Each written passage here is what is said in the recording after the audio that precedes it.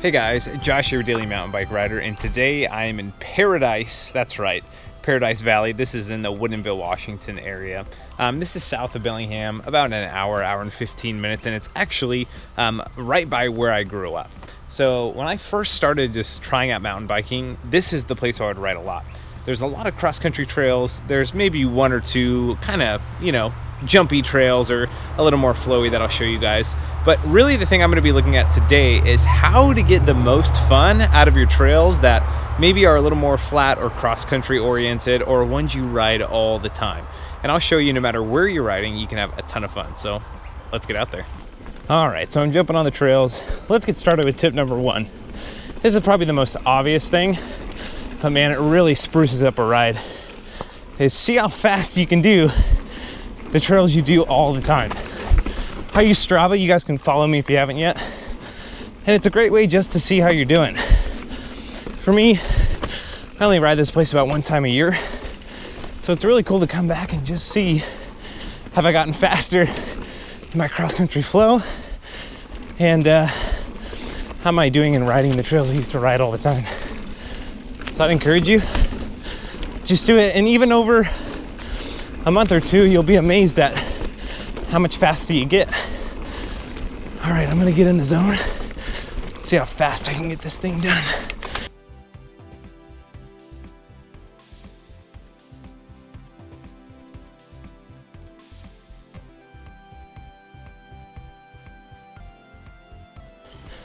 Woo! So I just got done sprinting that trail, and it's so crazy how just a trail I've done so many times, when you're just sprinting and pedaling and braking super hard because you're going fast, the trail just becomes so much more alive. I'm telling you, that's the number one way to spruce up your ride. Now, the next really easy way to make an old ride feel like fun is to rework your route. Typically, I go on this trail behind me called the Red Alder, but instead, I'm going to take this trail called Two Trees. It's amazing how even if you've ridden a trail before and it's been a long time and maybe you didn't like it, or maybe there's something about the trail that just is out of your way, when you go on trails you haven't been on for a long time, or you go on new trails, it's amazing how many new things you can find, or maybe a trail can come to life that you thought was dead long ago. I have found so many good trails that I love now because I just went out of my normal routine and tried something new. So here we go.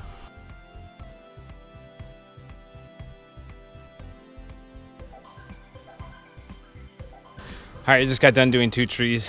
Man, that was like super rooty and technical. That was fun. All right, the next way you can really spice up a ride is what I call the no challenge. Mainly no dab or no pedal. It's amazing on downhill runs that you've done a lot, trying to do them without pedaling really gets you to think about momentum. And then the second challenge is the no dab challenge. A lot of these trails out here are very cross-country with a lot of roots, especially if they're damp. It's really hard not to dab or put your foot down.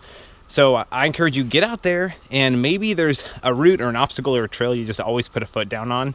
Try doing it without dabbing, or do a trail without pedaling and see if you can keep your momentum. All right, let's keep going. All right, next up, we're on a trail called Cedar Run.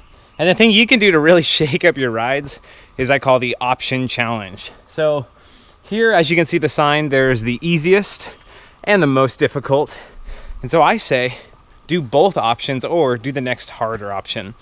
At this obstacle, you have the easy route, which is to go over here to the left, which is just a little rooty feature, or you have the more difficult. And this is where things get interesting, is it's not just this skinny into this kind of North Shore feature, but up here there's a Y. And if you go left, this is kind of like the medium line. There's just maybe a little 1 foot drop that you can see. And I've seen a lot of guys who come out here and they'll always do the same line, and they get bored of trails, and I'm like, why don't you try the next step up? And this is the most difficult feature, and it's a pretty hard left turn, and you get about 1.5 bike lengths distance, and then you jump down a good 3 or 4 feet. I'm gonna show you this from the other angle so you can see what this looks like. So yeah, as you can see, this drop comes just above my waist, probably about 3 feet, and you don't have much time to do it. Well, now here comes the fun part. I'm gonna go ride all 3 options. Let's see how I do.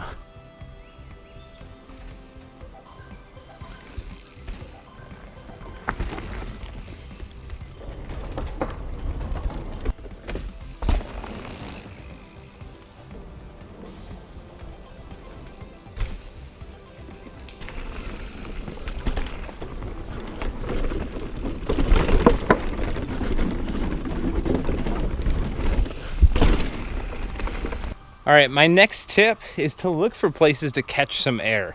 There's nothing more fun than jumping on a bike, and it's amazing how many things you can jump off of on a trail that if you stop and look at, you can have a lot more fun on. So this is a trail called Twisted Hemlock. It's kind of a smooth, flowy blue trail.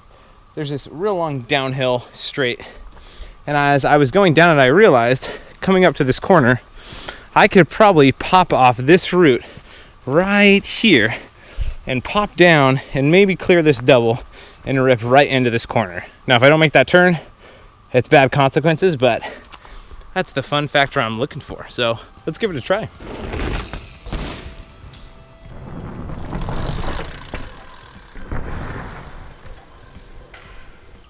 So the next thing you can do is get better at your balancing. Balance is one of those things on a bike that's crucial for slow technical descents, just cross-country trails, anything a little rootier. Balance is necessary. And one thing that almost every trail I've been to or trail network has is skinnies. All you need is a piece of wood to set it up, and you can even get a 2x4 and practice this. And I encourage people, go to your trails, find your skinnies, and practice, practice, practice. So I'm gonna mess around here a little bit on the skinny and have some fun getting better at my balance.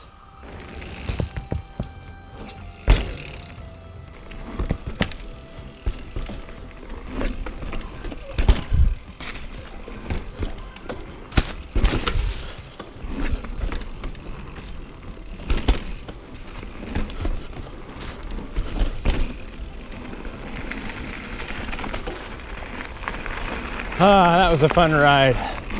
And it was way more fun than if I wouldn't have spiced it up. All right, guys, thanks so much for joining me on that ride. I hope I gave you some tips or some tricks to just make your normal rides a little more interesting. I know it's helped me out a ton.